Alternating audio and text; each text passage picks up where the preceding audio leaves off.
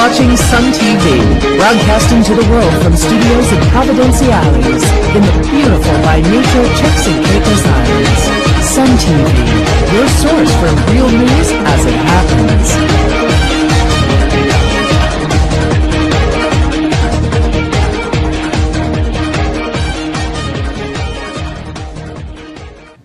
Governor Rick Todd has dismissed reports that the new Turks and Caicos Islands Constitution gives him too much power. He also stated that it is not fair to say that the next elected government will be a lame duck administration which will have limited or no ability to work on behalf of the people. I'm Leslie Garland, and thanks for watching. Fresh from his visit to London, where he met privately with Her Majesty Queen Elizabeth II and senior officials from the Foreign and Commonwealth Office, and had what he described as fruitful discussions, Governor Rick Todd is upbeat about the progress which he has achieved during his 13 months in office. Among his major accomplishments, Todd has pointed to his role in restoring the Constitution, which was suspended on August 14, 2009. And the fact that the economy is on a growth path, and more importantly, the fact that the Turks and Caicos Islands will have elections that will return the country to self-rule in November. Despite the governor's optimism, both major political parties, the PNP and the PDM, have expressed concern about what they say is a significant amount of power. Here's what the governor had to say. I think it's important to step back and think about what a constitution is. The constitution which we have was the result of a number of things. It was the result of building on previous constitutions. It was the result of a nationwide constitution exercise. And it was the result of a negotiation in London by a group of civic and political leaders from TCI, including, I should remind everyone, the two then leaders of the political parties.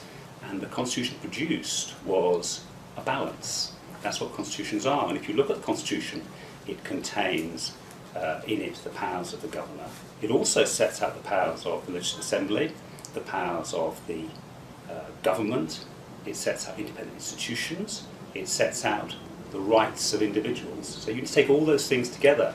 So to say that a constitution which is about checks and balances, just like the American Constitution, is somehow against one bit of the totality of the state of the country is, I think, very misleading.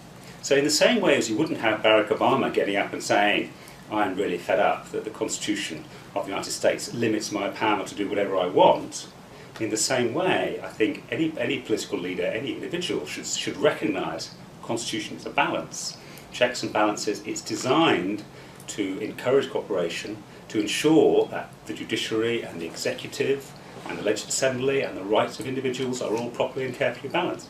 And of course, in the Constitution, it makes clear that everybody, all the actors, if you will, in the state, are bound by the law. The governor's bound by the law, so is the government, so is the Legislative Assembly.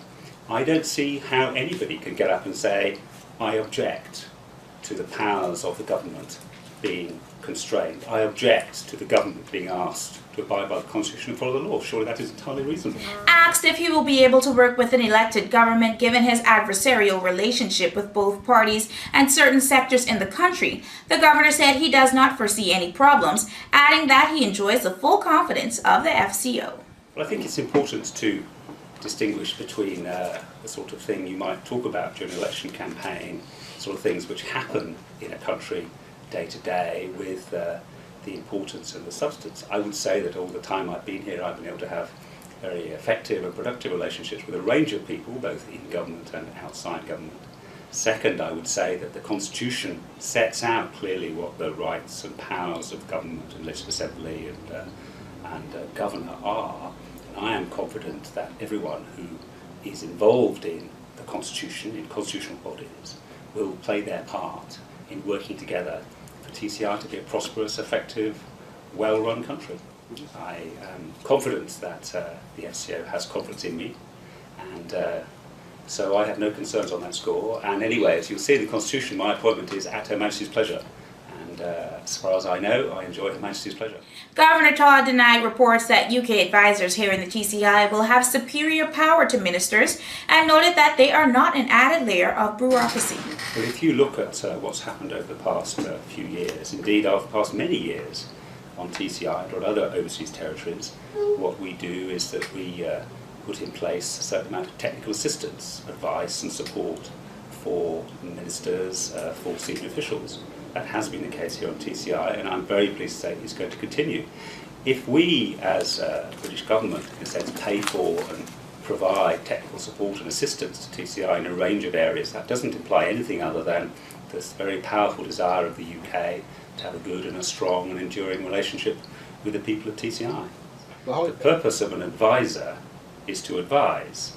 Therefore, advisors will advise the Deputy Governor, or they may work inside ministries.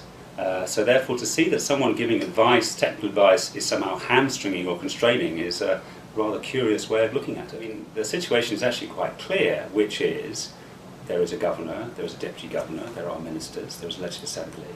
There will be, I'm pleased to say, people who are giving advice, technical advice, in a range of areas, and those people are exactly what it says on the tin, as we say in Britain. They are advisors. They are not a layer of bureaucracy, and they don't sit above anyone. They exist to give advice. Well, first of all, it's not true that there are advisors in every ministry. And second, the purpose of the advisors is what it says. They are there to advise. So, for example, the advisors in customs are there to advise the collector of customs. Well, exactly who the advisors are and where they sit is a constantly evolving situation. But I think what I would say is that you are wrong to think of advisors as being somehow there to threaten or constrain or control. The role of advisors is, exactly as it says on the tin, to give advice.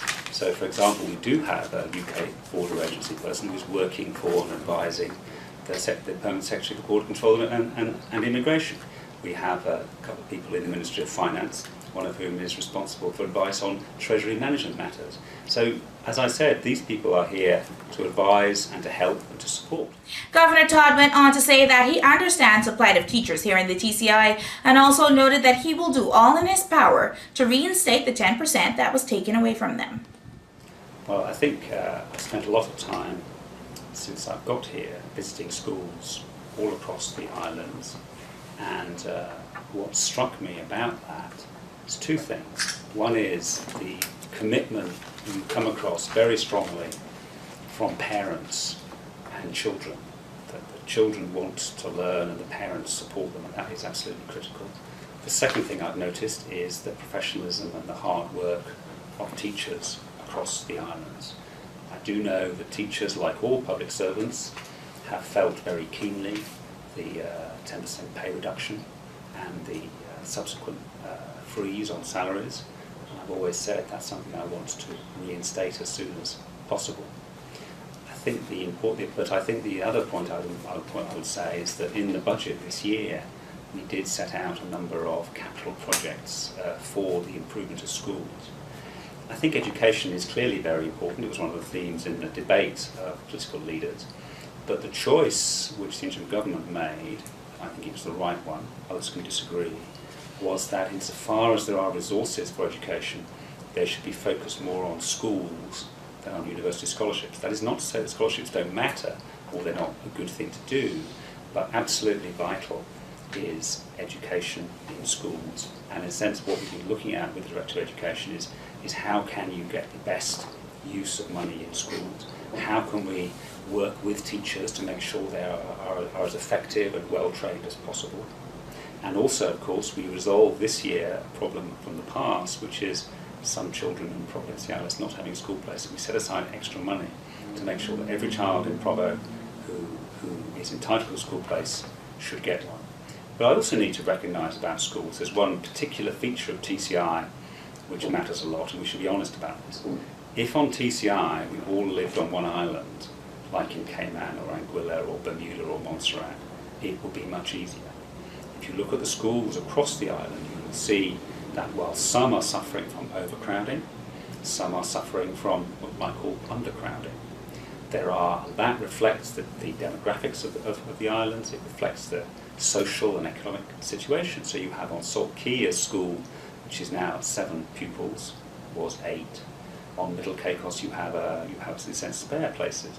So it's very difficult for any government, and the new government will find the same issue to tackle, which is how do you make sure that you maintain schools in every community while at the same time making sure you have enough money for those communities which are growing in size. And it's not easy, and I'm sure that the professionals in the Ministry of Education are doing all they can to resolve that. But my last point would be to say, absolutely critical to success in education is the parents support the children want to learn, and the teachers are committed to it. And all those three things we do have here on TCI. That is an enormous plus. That's our Sun TV News package for today, Tuesday, October 23rd. Until next time, when we bring you more real news as it happens, directly to your computer, your mobile phone, or your tablet. Until then, I'm Leslie Garland, and thanks for watching.